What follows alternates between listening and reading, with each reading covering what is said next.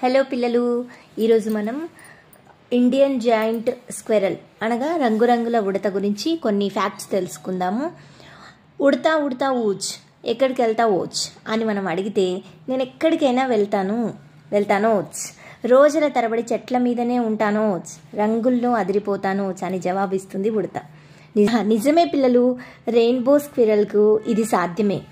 ఆ విశేషాలు ఏమనగా సాధారణంగా మనకు కనిపించే ఉడతలకు కాస్త భిన్నంగా ఉంటుంది. ఇది ఇండియన్ జైంట్ స్క్విరల్, దీని పేరు ఇండియన్ జైంట్ స్క్విరల్. ప్రపంచంలోని అతిపెద్ద ఉడత జాతుల్లో ఇదొకటి. రంగురంగుల శరీరంతో పాటు పొడవైన తోక వీటి ప్రత్యేకత. ఇవి భూమి మీద అడుగు పెట్టకుండానే కొన్ని రోజుల తరబడి చెట్లపైనే నివాసం ఉండగలవు.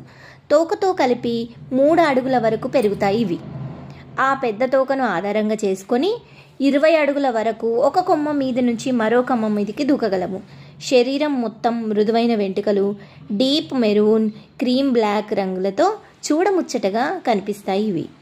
ఇవి గుంపులుగా లేదా ఒంటరిగా జీవిస్తుంటాయి. చెట్టు పైకొమ్మల్లోనే ఆకులతో గూళ్ళు నిర్మించుకుంటాయి. శత్రువుల నుంచి రక్షణగా గూళ్ళను వెంటనే మార్చేస్తుంటాయి. పండ్లు కాయలను తినేసి ఉడతలు పడేసిన గింజల్లోంచి కొత్త మొక్కలు మొలుస్తాయి. దీనివల్ల అటవీ విస్తీర్ణం పెరుగుతుంది.